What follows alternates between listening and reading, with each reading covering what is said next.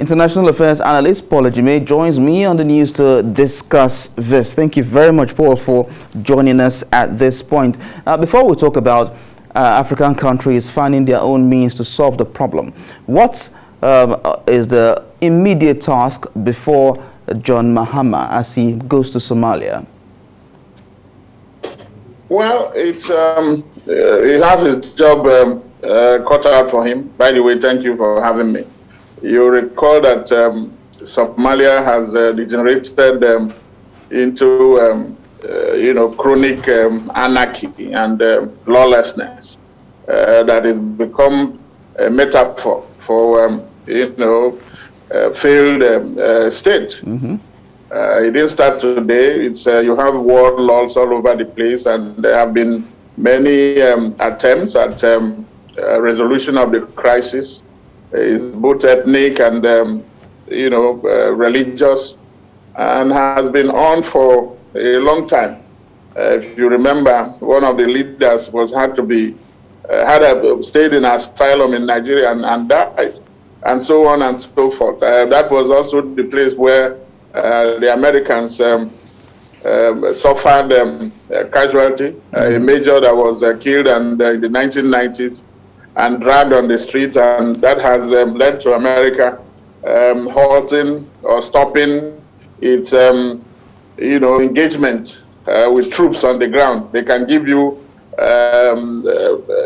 support, logistic, training, advisors, then equipment, but not really having their troops on the ground in Africa. So when you now hear last time when the President Muhammadu Buhari was asking for the transfer of the AFRICOM, the American African Command from Germany to Africa, one was wondering whether he thought that Americans will come down and begin to fight for any other nationals other than Americans. Anyway, so Mahama has his job cut out. It's a tough task, but one will see how he goes with it. He needs all the support. All the international organizations that are there, UN is there, and EU, everybody is in Somalia, but they haven't been able to get the country together because really the peace will have to come from within the country. When the country, the stakeholders, the belligerents, when they decide that they want a peaceful and stable Somalia, that is when it will happen. And that takes us to the issue of how Africa has lost its capacity and or abandoned its traditional way of resolving crisis. I know maybe you are going there. Yes, I was going there. In the past, during the colonial era, we had situations where if there was a conflict, the Council of Elders, the traditional rulers in that area sit together to solve it. But as it is now, we are looking for international communities to come and help us solve our problems. Is there a homegrown solution to solving problems here? Exactly. And that is what Africa has abandoned, just like it has abandoned everything. Of course, well, there are, traditions or cultures that are are not compliant with modernity. Those ones you can jettison, but not the time. But there are also things that make you, who you are, your culture, your character, and your personality. It started with, like you said, in a community, if there was dispute, the elders will be there, and everybody goes there. For instance, in Mali, the Dogon tribe. It's a place where, if there is crisis, they have what they call Toguna. Toguna represents both the fact that people can go there, elders will go there and talk, discuss, and also settle disputes. It also represents the kind of a hut that is constructed maybe in the middle of the city, of the town, where if there are disputes, people go there. And the beauty and uniqueness of Toguna is that it's a small hut where if you have to go in, everybody has to go in there. No matter how tall you are, you have to bend down. Like saying, paying respect. And when you get there, the tradition is that whatever took you there must be settled. And you don't need to raise your hand. That's why it is short. That you are not angry to the point of, you have to express yourself, gesticulate, and go up and rise. And it doesn't allow that kind of thing. But they were able to do that and get issues settled. That can still be applied from the community to village, town, even the nation. ECOWAS, for instance, also used to have in its treaty, used to have what they call the Council of Elders. I think they have forgotten all about that, because what is happening now is, everybody is interested in just hopping onto the plane, getting some allowances and getting somewhere. After a few days, you come back and then you go. It be like an industry. No, that was not what it was. They will make sure, it will take whatever it takes, because there is sacrifice. You put everybody together there to sit down and say, listen, this problem must be solved by you people. You don't expect others to do it.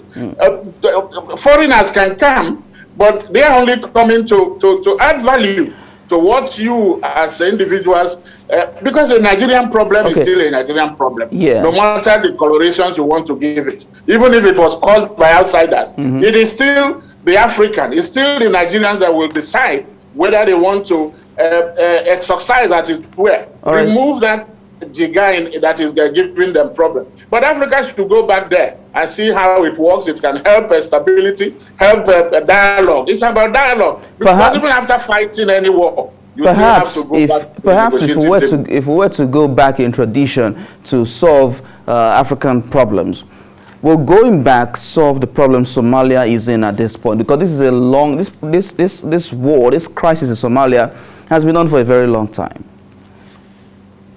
Yes, it can still be done, and that will, you see, their leaders at times they have to go to Europe. This recent one, everywhere they are now asking. They ask those who are involved, who are fighting. They have to invite their leaders to a foreign country. Well, it's good, but the solution has to be found. Is it not the same people who are going to talk about it? Can they decide on their own and say, well, listen, there will be among them people who are neutral, who are still, who have integrity, who are seen not to be following any of the sides that are fighting. They will now be the ones to. I don't think they lack that. It is just that perhaps they don't have the willingness, the political will to solve this problem, because many people are benefiting from it, and perhaps the interests that are involved have become too much. It has now become complicated. But it's not. After all, they will still. I think nobody can love you more than yourself, and then African problem can still be solved by African grown concept and strategy. It just depends on whether Africans are ready to do that, because no matter what happens, even if it's outsiders that are causing that, it is still the people at home that if you don't give the oppressor needs the support of the oppressed to continue that the oppression. So I think Africans will have to look at it, whether the modern or Western ways of conflict resolution has not, they can also complement it. In fact, they are mutually reinforcing. One is not saying that one can, there is only one way to do it. They can use a hybrid, combine the African system with the modern trend, and then be able to resolve their crisis. And all right, Global Affairs Analyst, Paul Ejime, thank you very much for talking to us on this. Thank you. Thank you for having me.